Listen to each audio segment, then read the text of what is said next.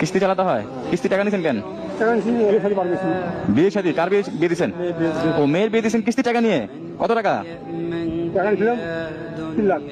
3 লক্ষ টাকা। মেয়ের বিয়ে দিতে 3 লাখ টাকা লাগে? হ্যাঁ, 2 মেয়েকে একসাথে বিয়ে দিচ্ছেন?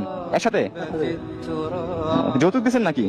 ও যৌতুক দিতে হয়েছে, কিস্তিতে টাকা উঠায় যৌতুক দিতে হয়েছে। একজন রিক্সা চালক বাবার যৌতুকটা নিচে কে? তাদের কলিজা কাঁপে নাই? ছেলে শিক্ষিত, আপনার মেয়ে বিয়ে পাস, মেয়েকে পড়াশোনা করাইছেন, বিয়ে পাস করাইছেন, তারপরে যৌতুক দিয়ে বিয়ে দিতে হয়েছে।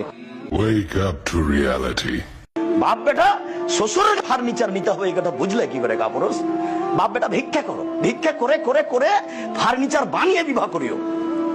শ্বশুরের কাছে ফার্নিচার নিতে হবে, টাকা নিতে হবে, মোটরসাইকেল নিতে হবে, এটা কি করে বুঝলে?